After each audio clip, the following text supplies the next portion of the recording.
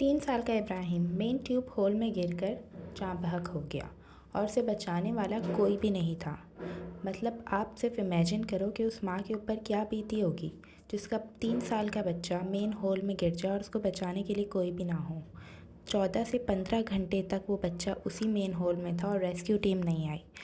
इन वालिदैन का कहना है कि उन्होंने 12,000 देकर खुद उस मशीन को बुलाया जो खड्डा खोदे और उनके बच्चे को निकाले। मतलब हमारी गवर्नमेंट का क्या हाल है।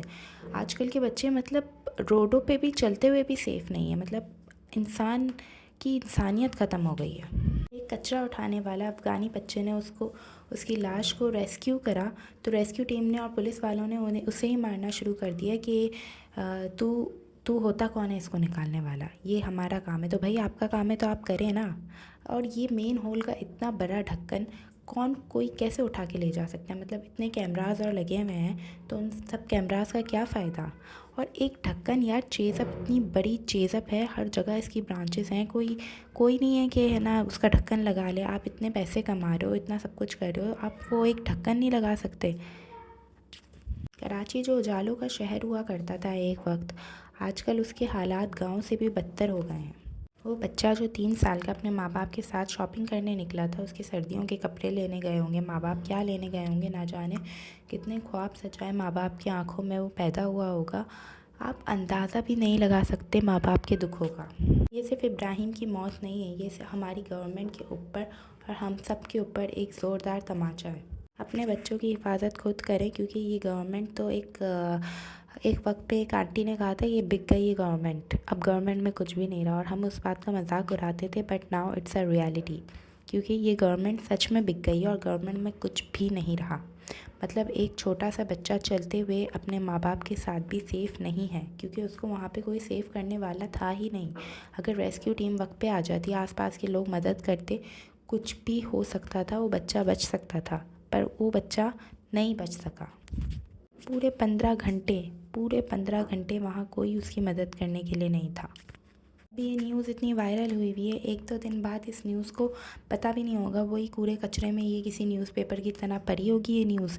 कल को कोई और चीज़ वायरल हो जाएगी, फिर वो भी ऐसे ही पड़ी होगी। इस चीज़ का जस्टिस कब मिलेगा। मतलब जस्टिस मिलना चाहिए इनके माँ बाप को कि कौन है इस सब का ज़िम्मेदार। अब आप चाहे जिसको भी कसूरवार ठहरा दे, कितने भी कैमरास लगा दे, वो बच्चा तो लौट के नहीं आने वाला है ना उनके माँ बाप के पास।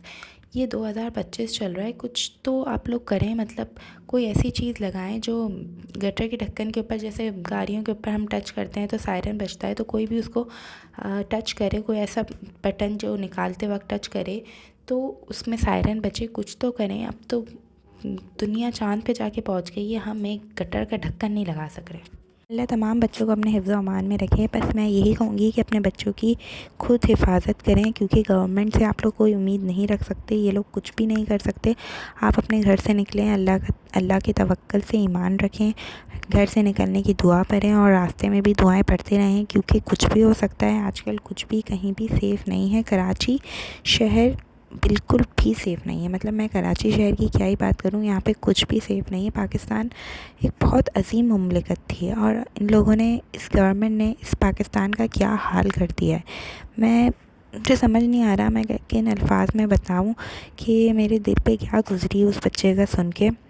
मैं ये सोच रही हूँ कि हमारे दिलों पे ये सब कुछ गुज़रा है तो उनके माँ बाप के दिल पे क्या गुज़री होगी। अल्लाह ताला उनके माँ बाप को सब्र अता करे और इब्राहिम को तो अल्लाह ताला जन्नत में आला मकाम अता करेंगे ही, और इसके सदक़े इनके माँ बाप को भी आला दर्जे का सब्र अता फ़रमाए।